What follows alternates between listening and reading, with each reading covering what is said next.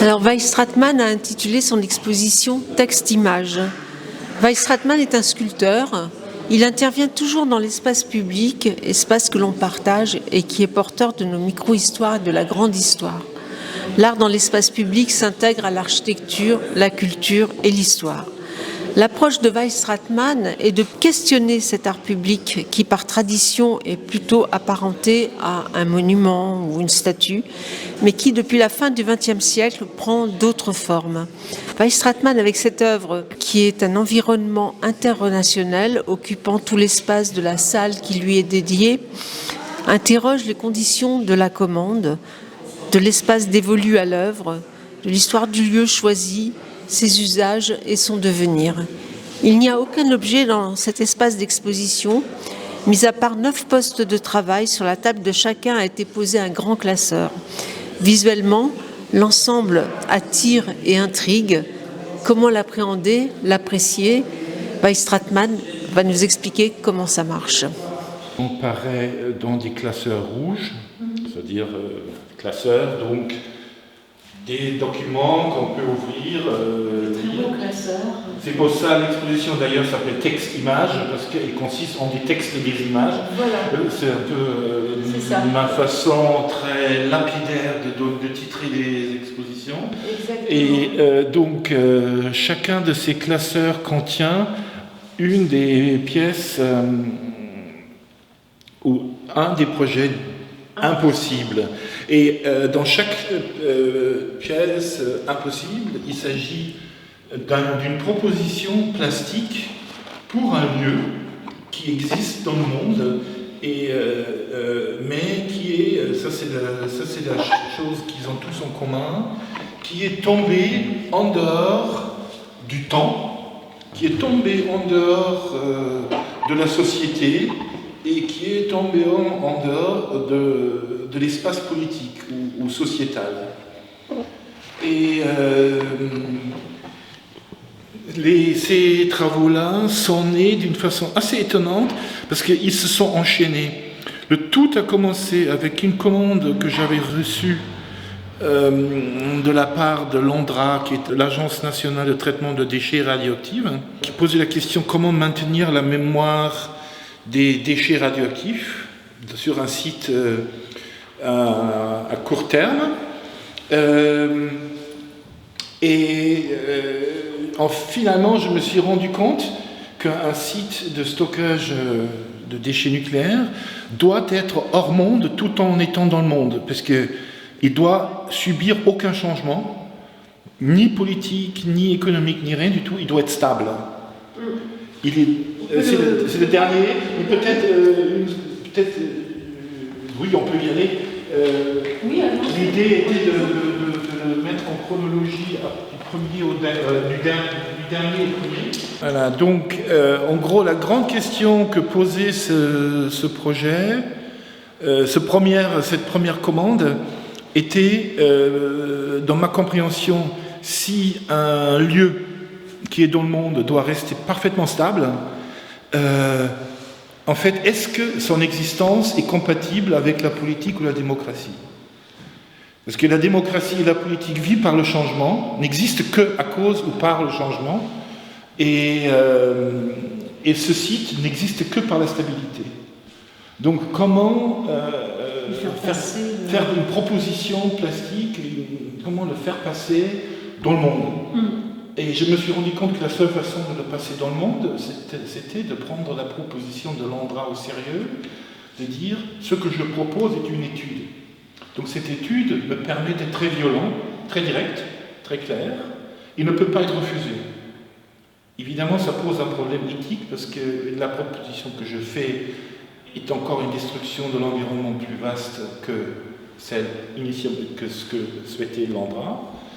Donc, je me trouve moi-même dans un dédoublement dans mon personnage, parce qu'en tant qu'artiste, la proposition est juste. Dans le cadre de cette étude, la proposition est parfaitement juste.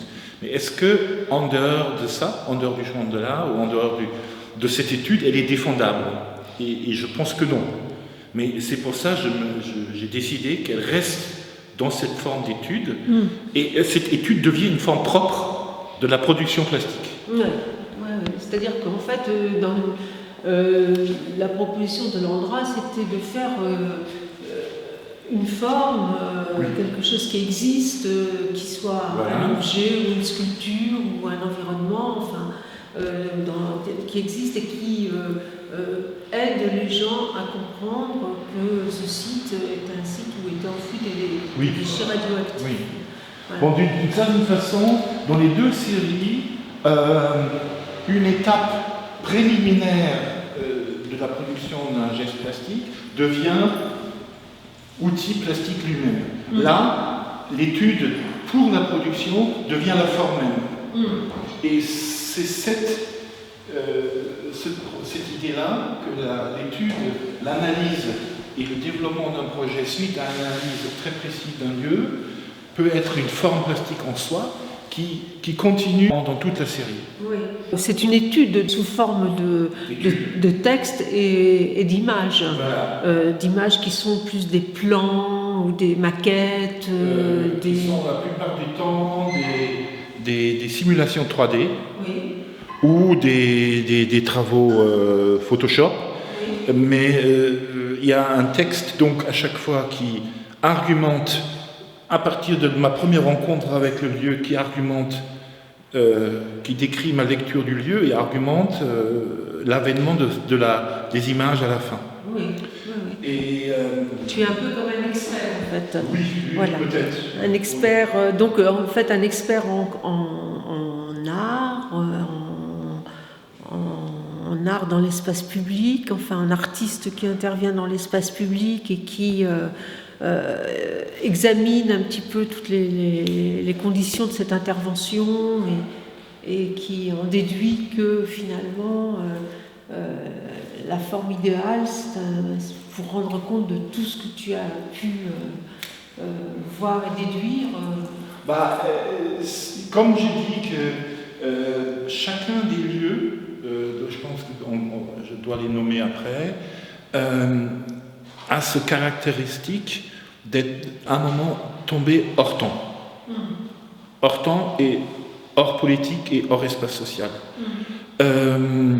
Donc, d'installer quelque chose sur place fait que la chose installée disparaît aussi hors temps, hors politique et hors social. Ce qui veut dire que ma proposition doit prendre en compte le lieu, mais on doit être extrait.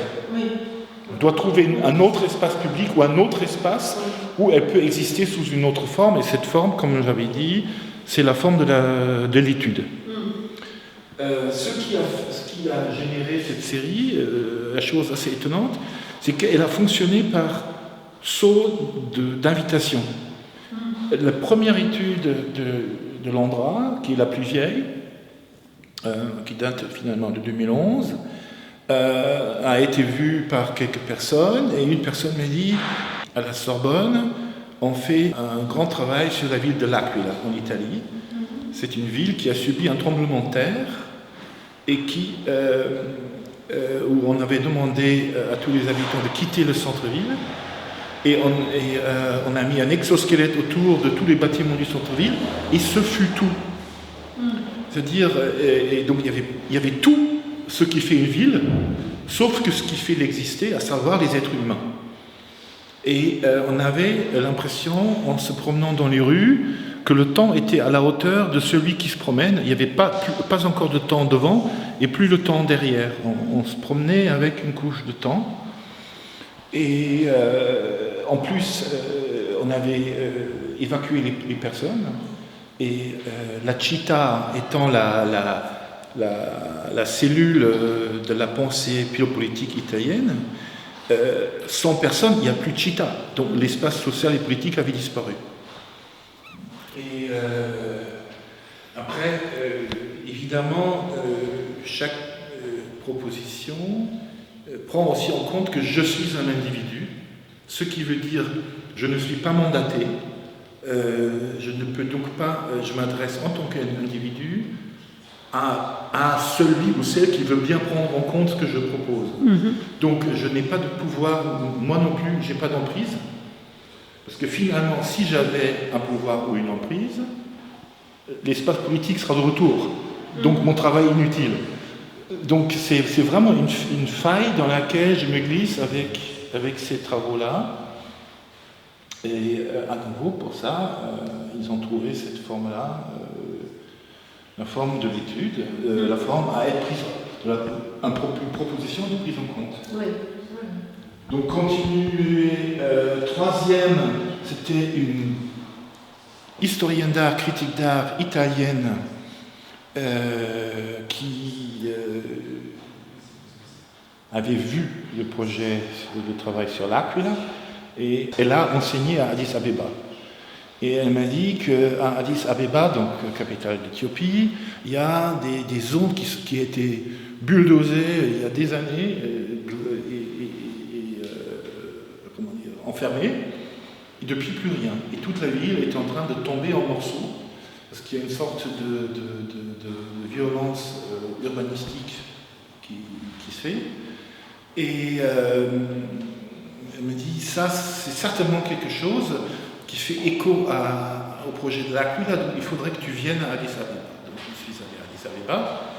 Ce qui me semblait important là-bas, c'est que je me suis rendu compte que le phénomène de ce que nous, de façon occidentale, pouvons appeler l'art, en Éthiopie, est un phénomène de colonisation par son propre gouvernement. C'est-à-dire, ça a commencé avec l'empereur Haïlé Sélassie, qui a introduit la notion de la sculpture publique pour démarquer son règne de tous les règnes précédents, et a été suivi par Mengistu, qui était le dictateur du DERG, du gouvernement stalinien, qui a envoyé des jeunes artistes dans les pays du bloc Est pour faire étudier de l'art et la ramener.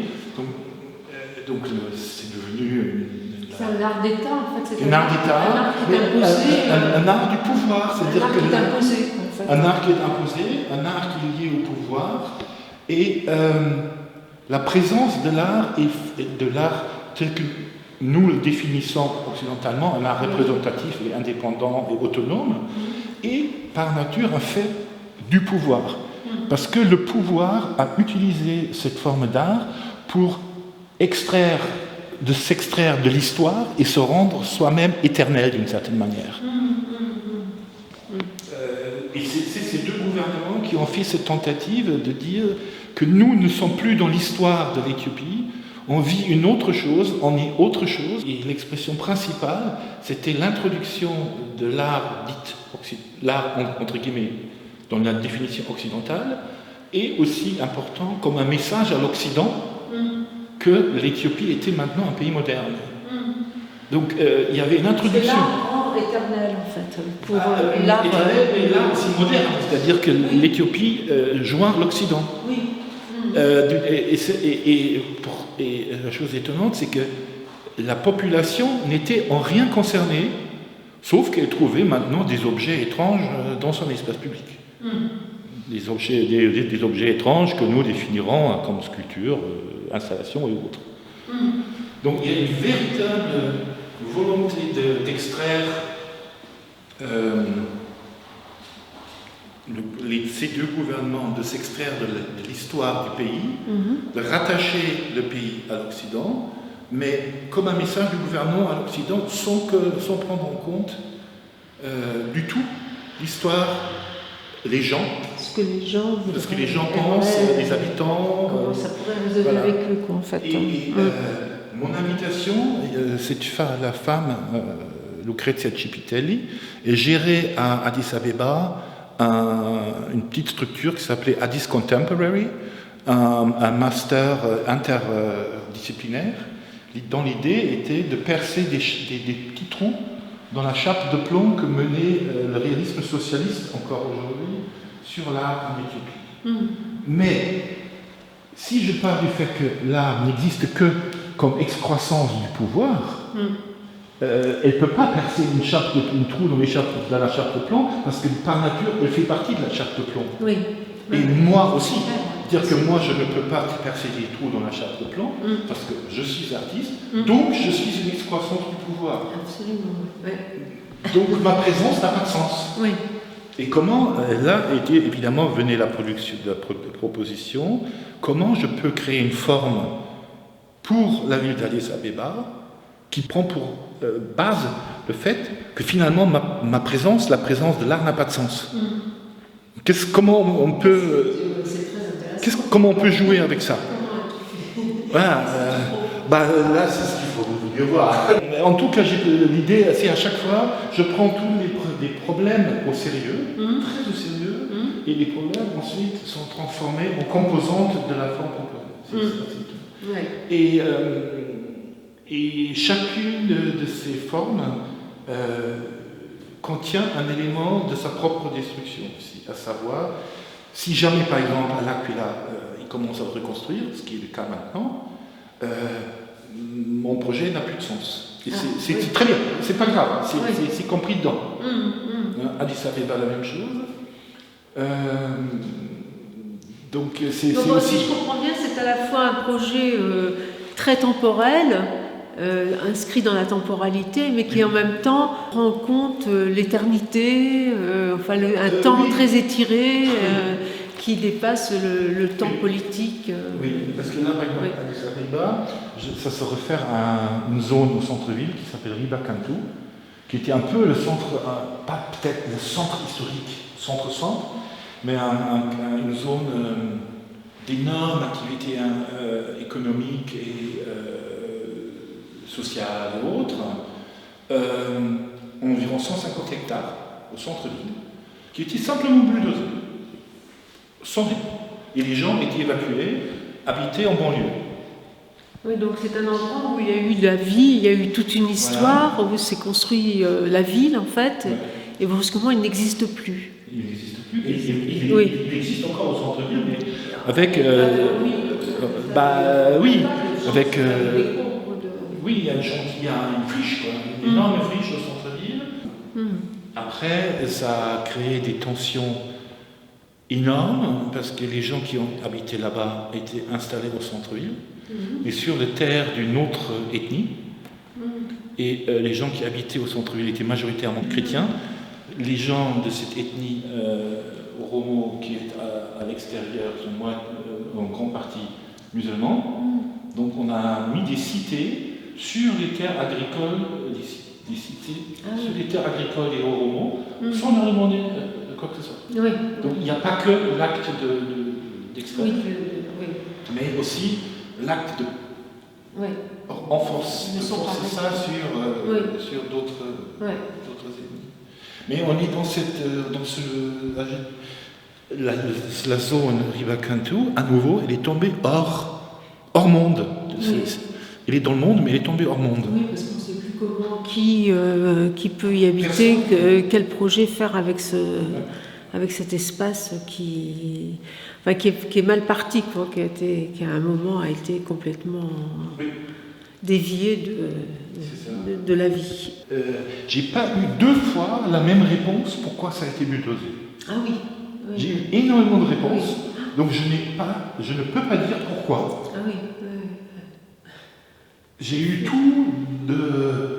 trop de criminalité, jusqu'à du palais présidentiel, la vue sur Riba Kantou était moche. C'était à peu près les 2 réponses les plus extrêmes que j'ai eues. D'accord. C'est fou. Donc, entre les deux, tout grade. Donc toi tu arrives et on te propose des projets, de faire un projet sur des zones urbaines qui sont indéfinies, qui sont devenues complètement indéfinies et impossibles à urbaniser, qui ont un gros problème, qui posent un gros problème à l'urbanisme. C'était pas vraiment comme ça. Ce qui s'est passé, c'est que Lucrezia Cipitel, elle m'a invité pour participer à son master. Et d'imaginer un travail pour l'espace urbain. Voilà. Mais l'espace urbain d'Addis Abeba n'est pas l'espace urbain occidental, c'est autre chose. Ça, plus le fait que l'art, tel que nous la définissons, est un acte du pouvoir, mais n'a pas vraiment un rôle sociétal, rendait absolument impossible de faire quelque chose. Donc évidemment, je me suis posé la question, mais comment je peux faire forme avec cette impossibilité-là. Oui. Oui, oui. Mais est-ce que c'est un peu la même chose pour tous les projets? Oui. C'est un déroulement. Donc il y a Addis Abeba. Addis Abeba est là. Et c'est ici, oui. Voilà. Riba County. Ouais, ça c'est le quartier. Oui, c'est le quartier. Et on voit. Et là, on a le descriptif, l'histoire, aussi avec l'historique. des questions historiques du rôle de l'art. Oui. Comment ça se passe. Oui. Et c'est très intéressant. Et donc. Voilà. Et donc, tu as quand même proposé de faire une structure. Oui. Il y a une forme qui sort. Mais donc, c'est ça, ce quartier. Hein. Ça, c'est le quartier. Voilà. Mais ce qui est important, c'est que ça reste. Je me prends la liberté et ça reste dans cette. Parce que là, à nouveau, comme quasiment au premier travail, ma présence est superflue et impossible. Oui. Et si je prends au sérieux tout ce qui compte, tout ce qui définit mon rôle en Éthiopie, en tant qu'artiste, ça pose un problème éthique quasiment. Oui.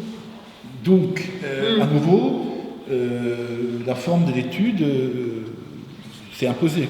Alors là, tu as quand même, ça c'est une réalisation ou une maquette? Ça c'est une simulation 3D. Oui, d'accord. Donc là c'est le chantier, enfin c'est la palissade du chantier. Et donc cette structure. Cette structure reprend la forme du quartier.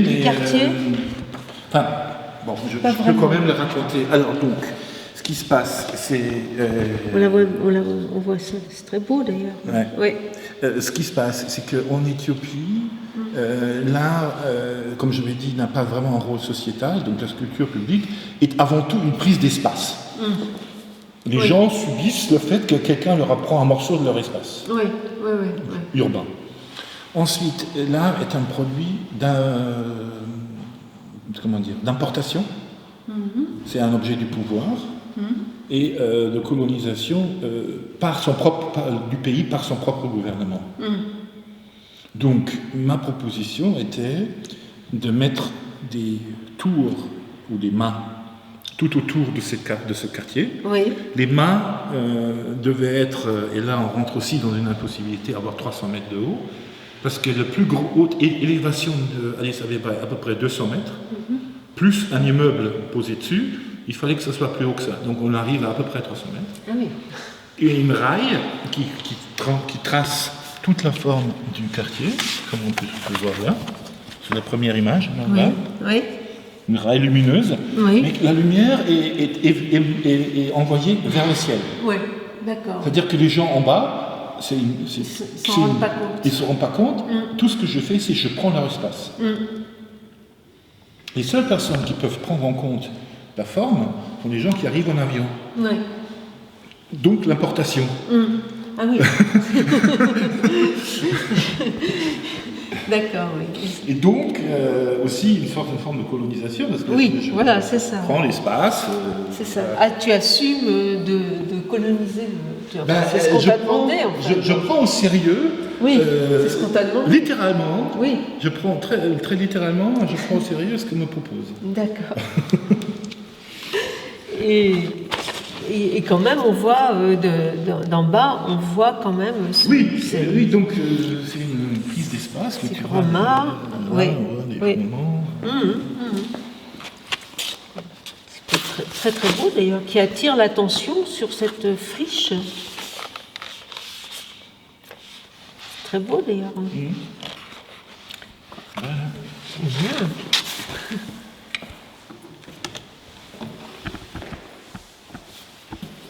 Bon voilà, l'histoire continue. Oui. J'ai fait une conférence sur ces trois choses-là dans une université allemande. Oui. Et je me fais inviter dans une ville en Forêt-Noire en disant, chez nous, toute l'industrie meurt, la ville meurt, ça devrait t'intéresser. Donc j'y suis allé et on est sorti une quatrième proposition, donc par exemple Georgen, dans cette ville en Allemagne qui était le haut lieu de toute l'industrie phono. Donc Dual, toutes les grandes marques venaient de là, et ils ont tous morts. Donc ce qui est à nouveau qui prend toute la ville et la met d'une certaine façon hors temps, parce qu'il n'y a plus rien. C'est une grande ville? Non, 50 000 habitants peut-être. Oui. Mais c'est toute une ville tombe en dehors de la nécessité d'existence. Oui. Et tombe en dehors du temps. D'accord. Et il y a des gens quand même qui habitent toujours là. Oui. Mais ça, c'était la chaîne jusque-là, c'était par invitation. Oui.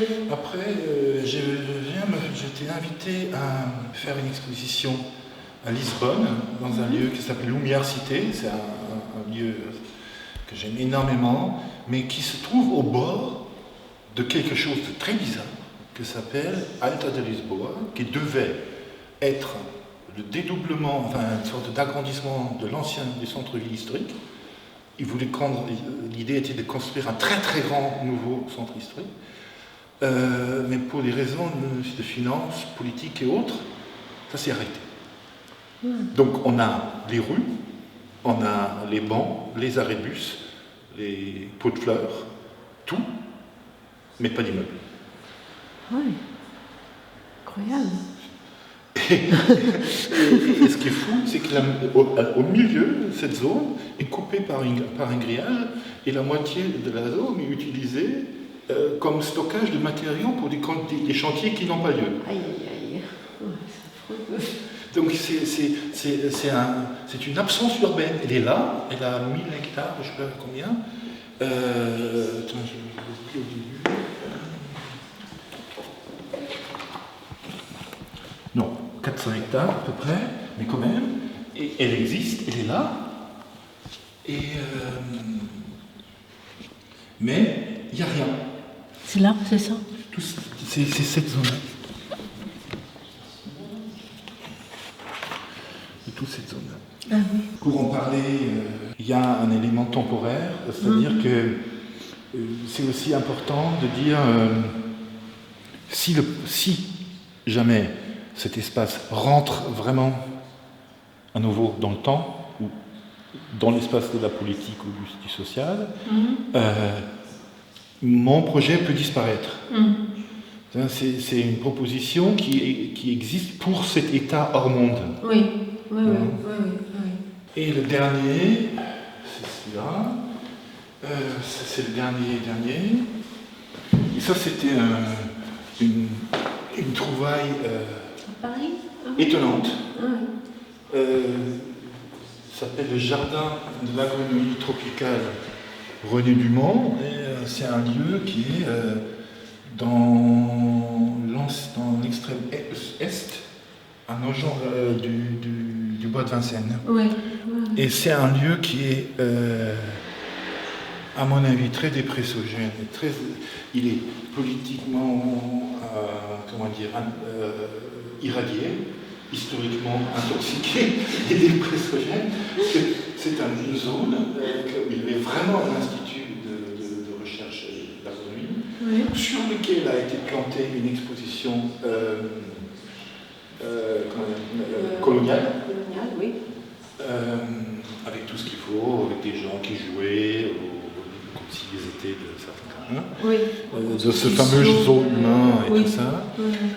On a, sur cette exposition universelle, on a mis un vrai hôpital militaire pour les soldats issus des colonies.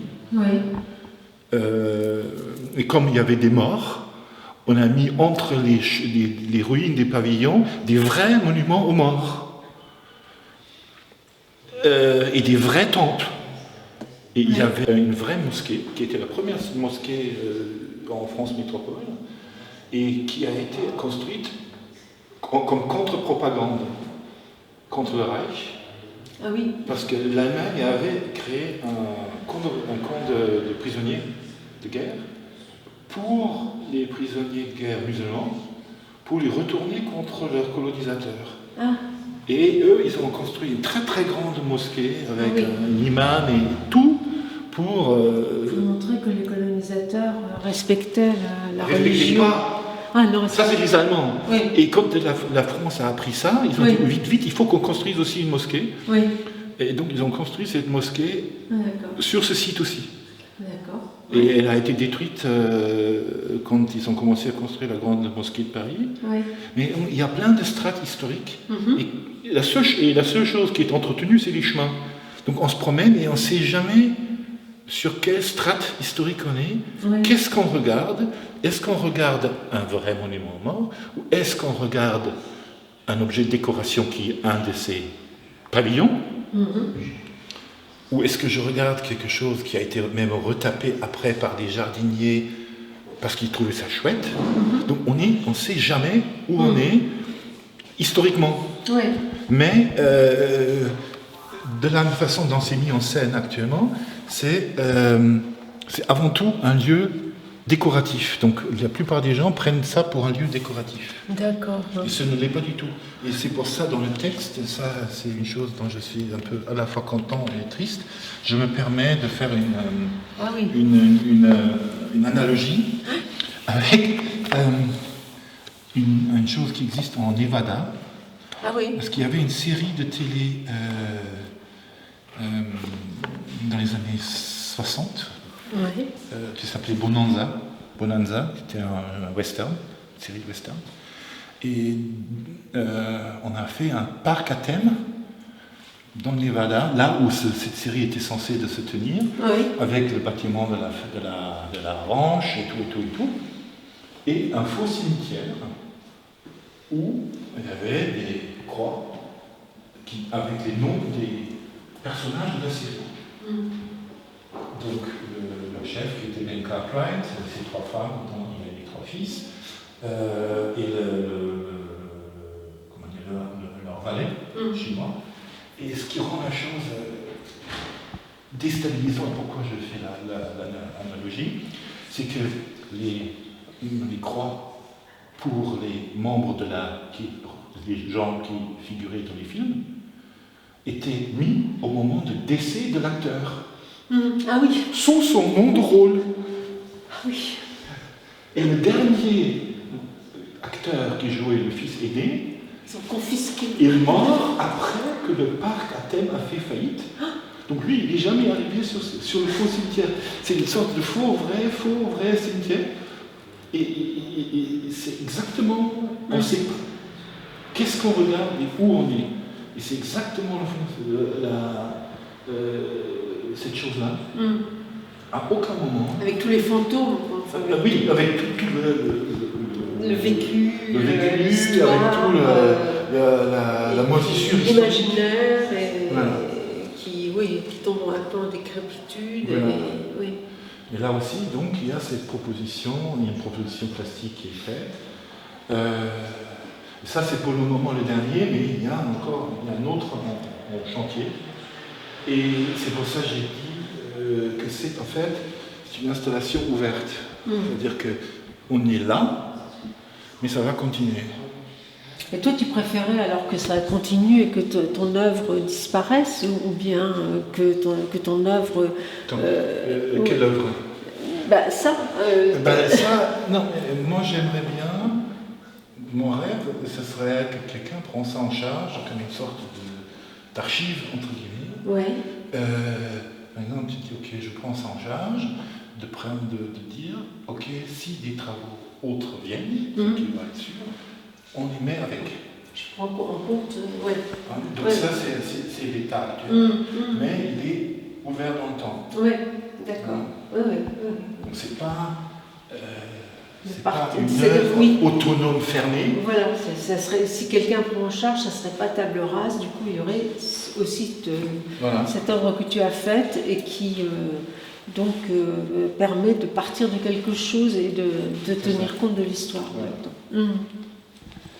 Et voilà, il y aura donc d'autres travaux qui vont venir. Et peut-être regarder les bleus. Oui. Parce que les bleus, c'est différent. Non, mais dans chaque... donc voilà, en tout cas, à chaque fois, ça reste... Je reviens sur cette idée que ça reste une étude. Oui, bien sûr. C'est fondamental. Oui, bien sûr. Mais enfin, à chaque fois, il y a un projet. Oui, il y a un projet, mais... mais qui est un état de projet. Oui. Et dans la forme, disait voilà, c'est cette classeur... Et ça vient de là, mais d'une manière un peu bizarre, parce que c'était un ami qui m'a donné une vidéo, qui a vu tous ces projets, et il a constaté le travail d'analyse que je fais, qui, comme j'ai dit, normalement est une activité ancillaire à l'art, ou je ne sais pas, mais c'est quelque chose de préliminaire. Et il m'a donné une vidéo étonnante, une vidéo interne de Bouygues, un entretien avec Martin Bouygues sur le thème du respect.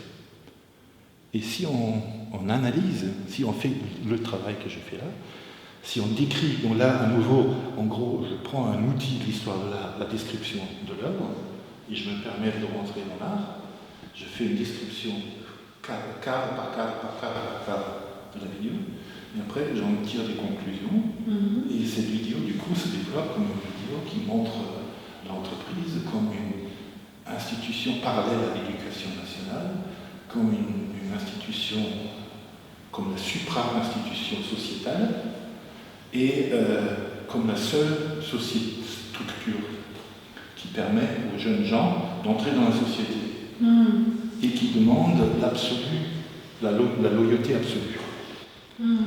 Parce que Bouygues est une entreprise de bâtiment.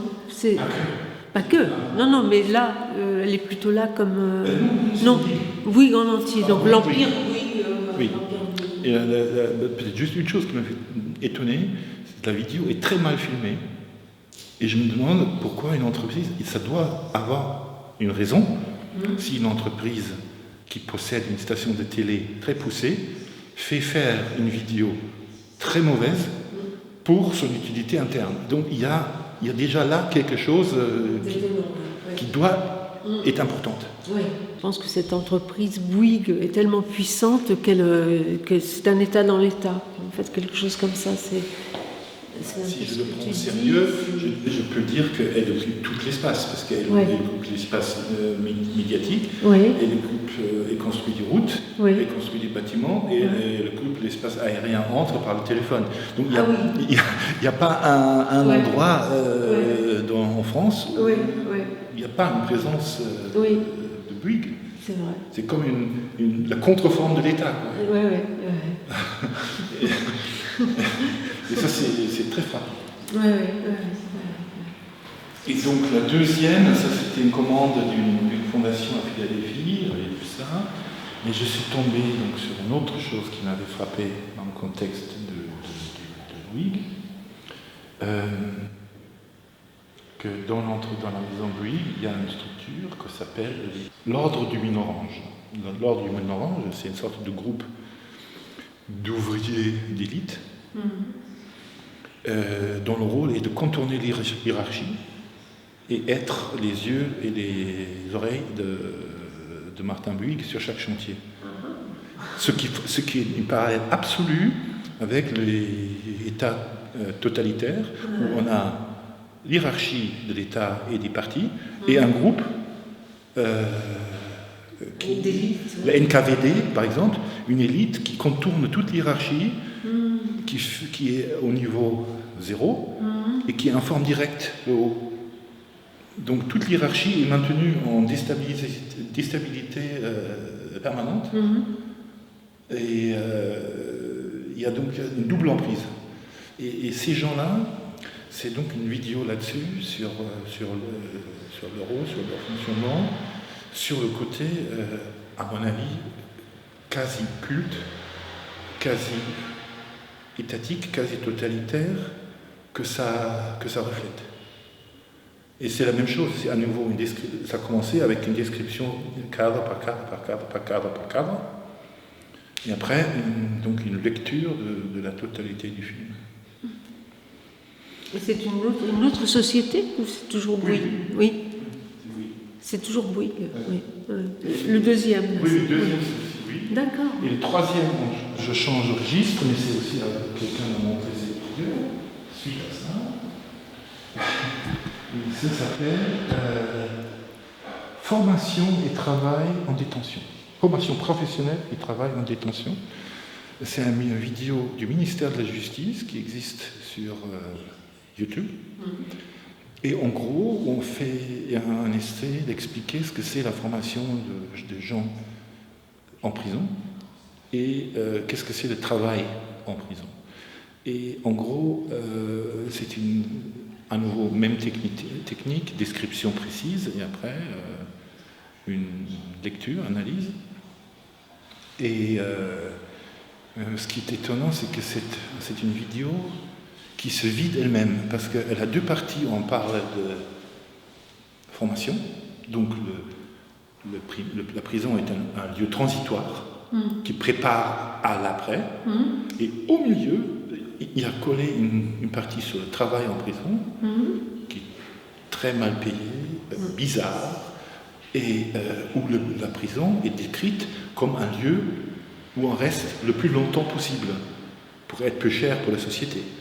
Donc la vidéo c'est vide elle-même, et dans ça-là, elle fait structurellement, elle fait écho à ça, parce qu'elle est absente, elle n'est pas là. Il y a deux sens contradictoires qui se neutralisent eux-mêmes au sein d'une même vidéo, et on ne comprend plus rien. On est dans un vide.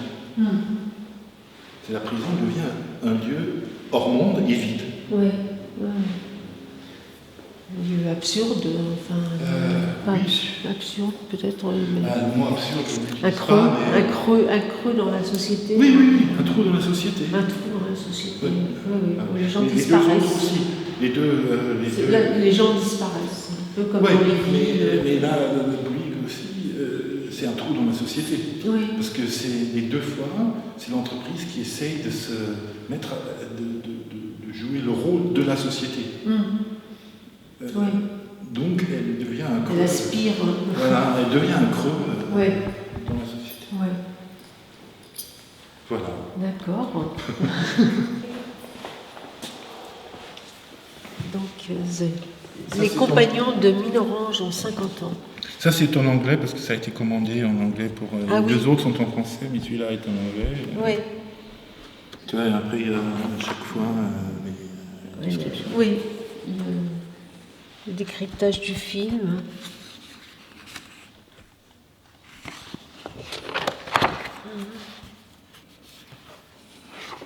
Donc, ça, c'est le décryptage du film. Oui, c'est tout le décryptage. D'accord. Et après, il y a un moment, ça c'est encore le décryptage, il y a 130 pages parce que la vidéo est très longue. Oui. Et après,